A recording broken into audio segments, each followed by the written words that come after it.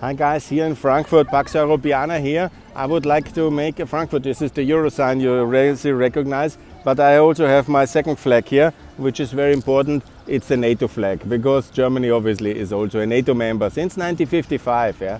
Actually, it's the role model for Ukraine now, because a divided country like Germany was of course the Cold War about Germany, and then they have joined NATO. I call for the same system for Ukraine. I'm not convinced there will be the real support for the Reconquista. So the 23rd of February, Ukraine to be in NATO, because that's the only way to secure it. Yeah? And so that's the much better way to do it. So Germany as the role model for Ukraine in NATO, and it doesn't lead to the Third World War or to the whatever atomic war, because the situation before has also not led to the Third World War. So it's absolutely logically that the German principle of NATO membership of a divided country is absolutely possible for Ukraine as well.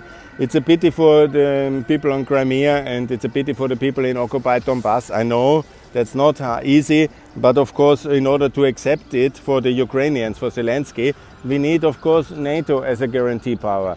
And please believe me, there is no other guarantee power, and neutrality is anyhow out of question. So you need a kind of guarantee for Ukraine security that can only be the NATO member states. So it's much better if all NATO together guarantees by membership.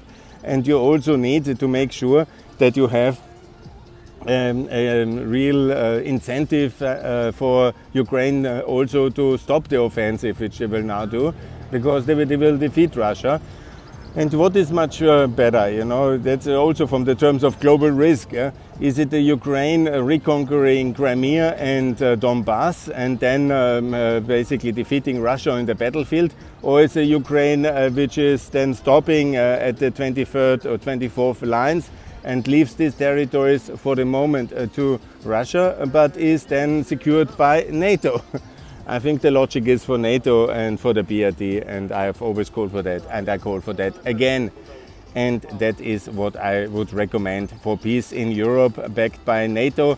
And who thinks that NATO leads to World War III actually is a Russian propagandist. So let's get clear, Ukraine in NATO, and that's what I'm calling for. Thanks a lot, best, bye.